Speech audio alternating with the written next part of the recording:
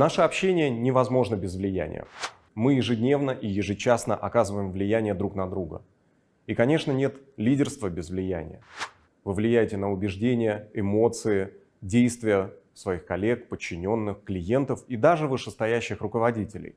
Как только вы перестаете это делать, вы перестаете быть лидером. Я исследую феномены лидерства и влияния в организации, преподаю и консультирую руководителей. И делая это, я регулярно сталкиваюсь с несколькими предубеждениями о влиянии, которые мешают людям развиваться. Я собрал их вместе и расскажу вам о 7 ключевых из них. Первое. Считать, что влиять в организации значит доминировать над людьми. Доминирование действенно, но лишь на короткий период. Вы можете подчинить своей воле других людей, но завтра с вами просто не захотят работать. В современных реалиях организации, чтобы быть влиятельным, вам требуется постоянно создавать партнерства, коалиции и сети доверительных отношений. Вторая ошибка. Думать, что все дело в убедительности. Куда обычно идут руководители, желая повысить свое влияние? Чаще всего на курсы ораторского искусства, тренинги переговоров. Но быть убедительным – это лишь один из видов влияния. Важный, но совсем не единственный.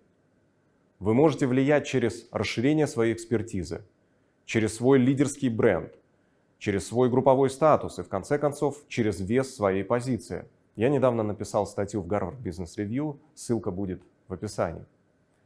Еще одна по-настоящему роковая ошибка лидеров – опираться исключительно на самовосприятие себя в оценке своего лидерства и влияния.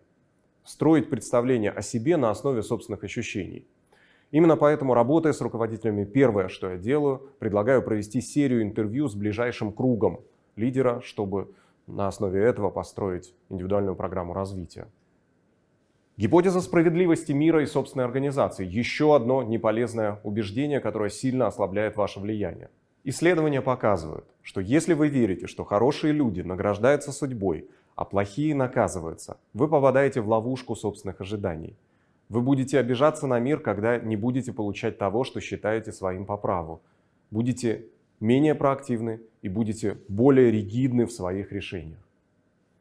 Также непродуктивно заведомо предполагать, что мнение собеседника нельзя изменить. Иначе мы сами ограничиваем себя в попытках предпринять что-то и впадаем в порочный круг. С такой установкой мы будем очень чувствительны к любому несогласию собеседника, что будет еще больше подтверждать наше предубеждение, и это такой замкнутый круг.